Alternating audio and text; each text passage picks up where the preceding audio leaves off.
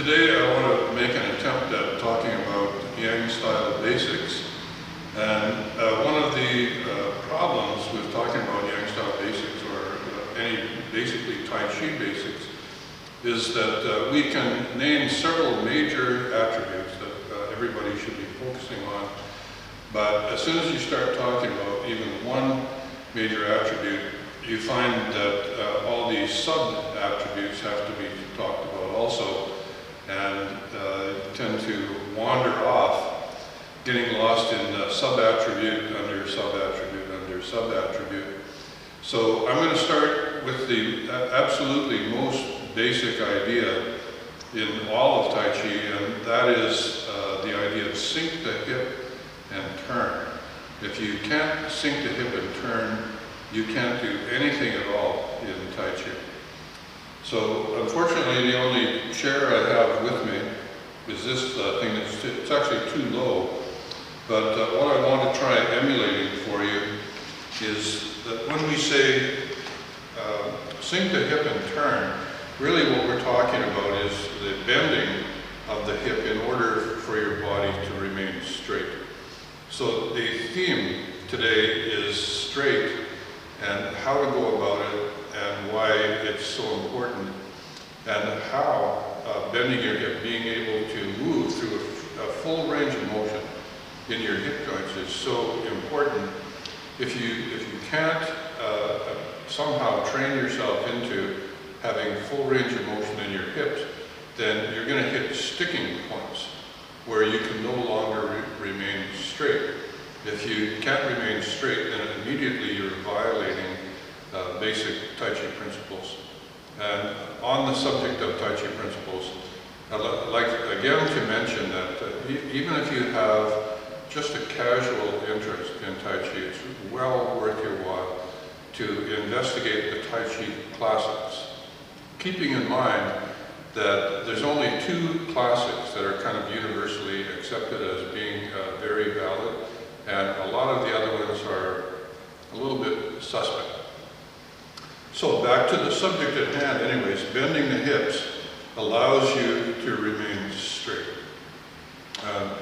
When by straight, some people will say that this military stance, a holdover from the 40s, is straight, but that is not at all what we mean when we say straight.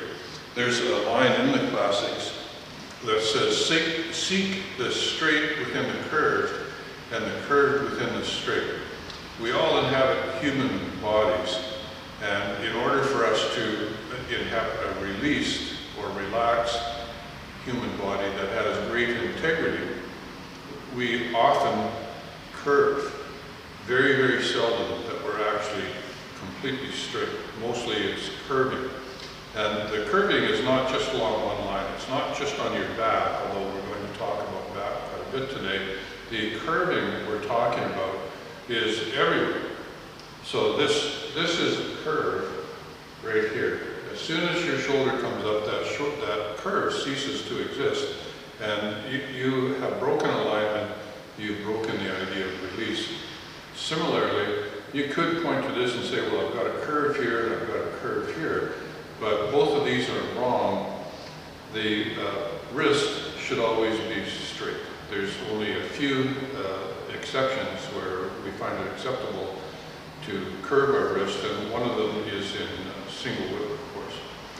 So when we begin the form, you'll quite often see people doing really dead, weak movements like that that are actually meaningless in Tai Chi. Even the opening. We should have our arms moving with the fingers leading, fingers always point up, elbows always point exactly down. And when we follow these words of advice from the ancients, then the curving of our body is correct. So if we're standing in a stance, sitting like this, now if this was just a little bit higher, it would be fairly easy for me to actually plop myself down on the chair. So if you can imagine right now that I'm actually sitting and my weight would be held on both sides of my hips. Both sides would be very bent, right? Sitting, That's the best stimulation I can do. Again, this is a little bit too low, but here I am sitting, and both sides of my hips are bent to allow the weight of my torso to sit on my hips. You'll see a lot of people in Tai Chi doing movements like that, where they've locked their rear leg, they're leaning, and the line is that they're falling off their own body. So this occurs front and back, and it's because of a misunderstanding that what they're doing is they're missing the hip completely and putting their weight over onto the thigh and onto the knee. And of course, this results in what we call wobble.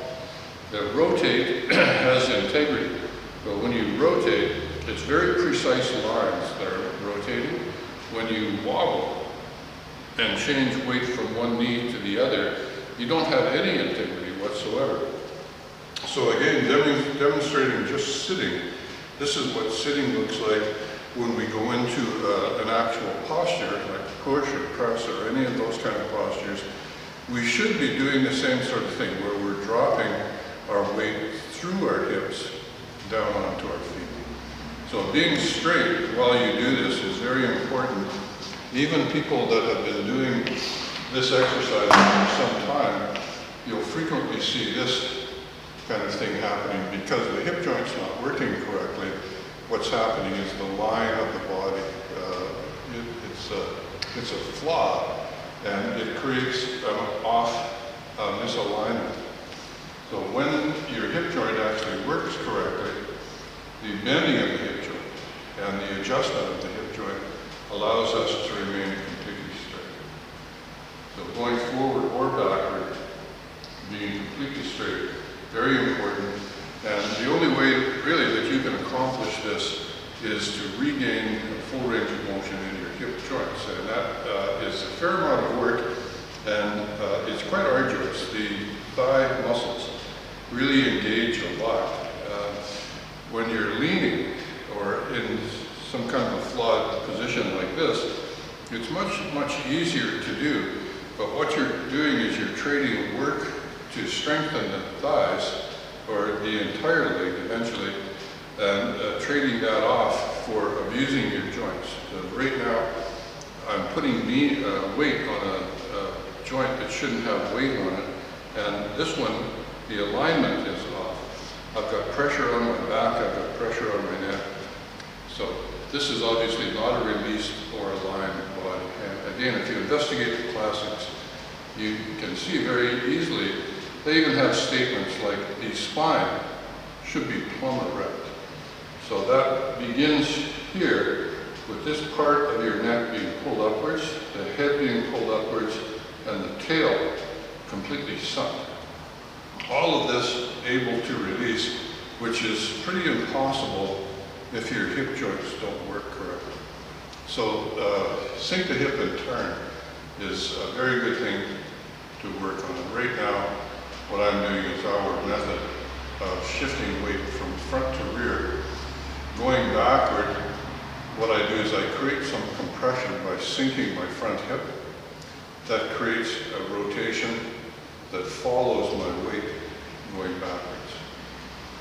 Okay, now sinking my front hip, that creates a rotation that pulls my waist. So I end up actually rotating with great integrity on a very narrow line. Mostly that line is down to the back.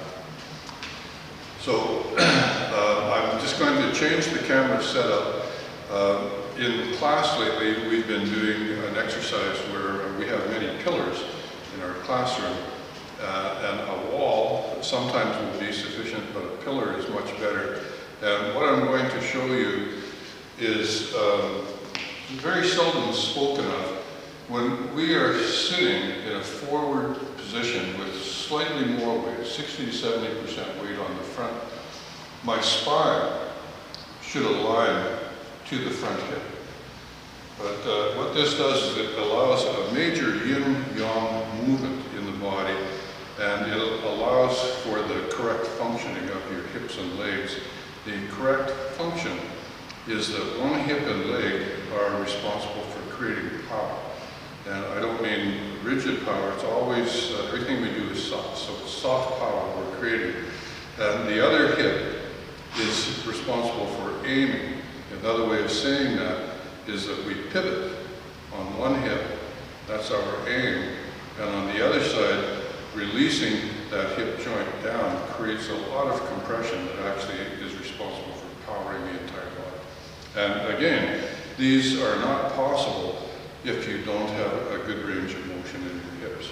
So this basic exercise that I already have done several videos on, this is a Yang Style Basic and a Chen Style Basic, and it's really, really worthwhile spending quite a bit of time on training yourself to never lean by releasing, being able to move your weight back and forth. This release is down, it's on this part of your body as well, everything going down this way, and then coming forward, the release is this way. It's the knee rotating a little bit outwards. Okay, so very, very important. And the pillar that you would be standing on follows your weight. So one exercise we were just doing in class is I actually had people standing with a pillar right here, touching their right shoulder, right hip. And then in transferring the weight back, the first thing I asked them to do was to reluctantly leave this pillar. And that means not wobbling around. As soon as you start wobbling like that, not only is your root lost, but all integrity of motion is going to also. So what we should do when we want to go backwards is we actually turn a little bit further forward and sink the front hip, solidifying our line of integrity, and then by releasing all the way from the shoulder, through the hip, through the chest, down into the front foot, the compression created starts to push us back. So when we say reluctantly leave this imaginary pillar, what we mean is keep yourself rooted here on the pillar as long as possible. Yeah, I'm about halfway back, but I'm still mainly rooted on the front right now. As I continue to go further back, my weight and my waist move together. When I get to this point, the pillar is now here. So now the line is down my back, down the back of my shoulder blade, through my hip, down into my foot. So going forward, again, I reluctantly leave this pillar. And that means not doing that. It's a jerky, chaotic movement that has no place in anybody's studies of Tai Chi.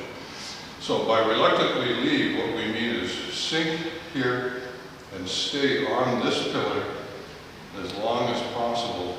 Only at the last second do we finally switch, and then the pillar is again on this side. So I'm going to adjust the camera, and I'll see if I can show you at least the basic idea of what standing on a pillar looks like. And as I said, we don't have any pillars here, so I'm going to use the edge of a wall. And just to redo the camera a little bit, we'll be okay. So we're back with a repositioned camera, and the first line that I'm going to create for you is going to be on my left front. So this is the idea. My hip and my shoulder blade are touching the wall. And in order to do this, several other sub-attributes have to come into play. And one of them is that the chest is usually sunk. Rounded inward is what that means. So right now, standing like this, I do have a majority of my weight here, but this side is also quite heavy. It's very sunk. This side is lower than this side. This knee is significantly lower than this knee, and that's all correct.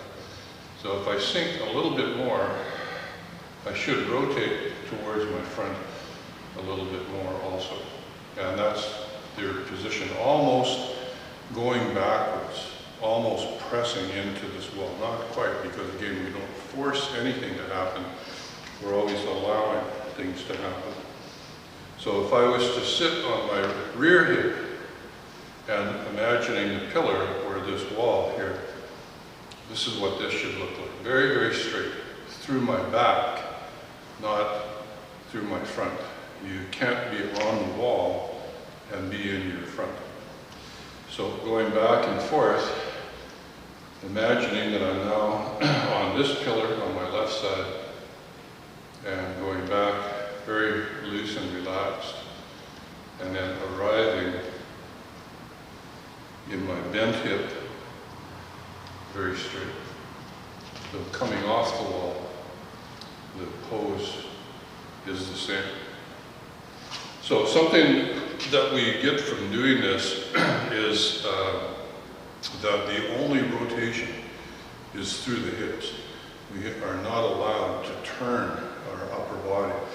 And that is tied with the idea of wobble versus rotate with integrity. Now if I go back, and because of the opening of my hip and the weight moving into that opened hip, my hips rotate, or you could say they adjust to being in this new position. That's the only movement that's allowed. Any movement here will cause my shoulders to no longer be in line with my hips, and that is a major flaw. So right now, this shoulder is sitting on this hip, this shoulder is sitting on this open hip. My hips are both sitting on my feet.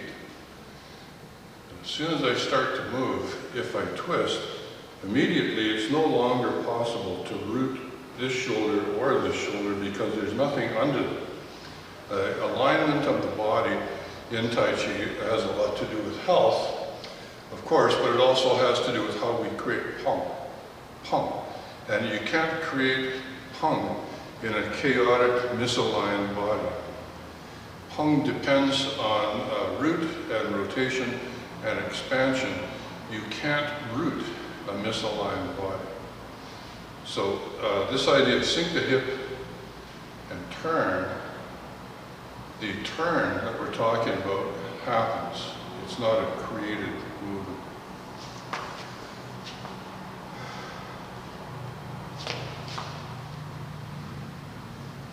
That's where we should be once our weight is to the rear, and gradually here. So this holds true in almost every posture in Yang Style. There's a few in Yang Style where we actually turn away from our weight, or it appears we do so, but it's either the posture is not exactly conforming to the classics, or it could be we are doing it wrong. For instance, when we do single whip,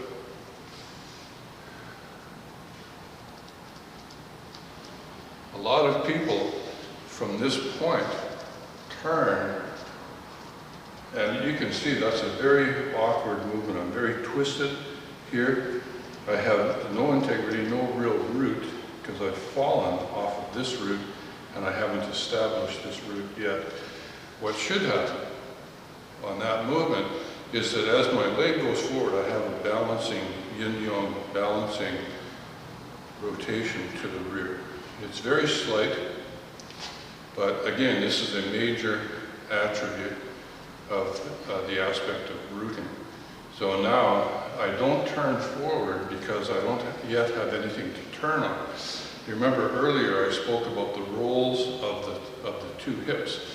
The hip that has the majority of the weight is always where we have most integrity. And it's, you could, in some sense, you could say we're most rooted on that hip. So what I need to do now, rather than turn, is just sink my rear hip and use this sink, this compression I'm creating, to push myself forward onto this hip. Once I'm here, I sink my shoulder and my hip, creating a line of great integrity, something that I can pivot on, also called pivot point. then rotate without moving. If you wobble, again, all your integrity is gone, and therefore your chances of creating pump are gone also. So we can add integrity into the creation of pump. If you have a wobbly, soft body, then chances of creating pump or root or alignment are all gone out the window. So I hope this was somewhat helpful. The basic idea that we were talking about is align your body, be straight almost always, doing a movement like needle at sea bottom. We come into the area where we talk about leaning versus curving.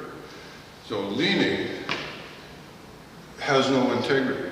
If there's any weight on me right now, I'm going to pitch over or I have to tighten up, and we don't allow tightening. So that's leaning. Leaning is always wrong, and usually doesn't come from a hip adjustment. Instead of that, if we curve our body, my shoulders have never left my body.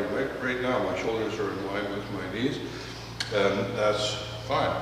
The weight is still going down onto my hip. If my hips stop moving, I have to stop moving. As soon as my hip stops, but I continue, I'm into a leaning posture. So even on postures like that, the main movement has to be on your hip joint and using a hip adjustment to maintain the integrity of your body. So I hope this was somewhat helpful, and I'm going to take other pieces. I'll make a series out of this and talk eventually about rotation and more probably on rooting, because there's several ways to approach that idea, and expansion. So the three main ones are rooting and rotation and expansion. And everything else are considered sub-attributes for the sake of this discussion. So I hope this was a helpful beginning, and as soon as I have time, I'll come back and do another brief video discussing more basics of Yang Style Tai Chi. Thanks for your attention.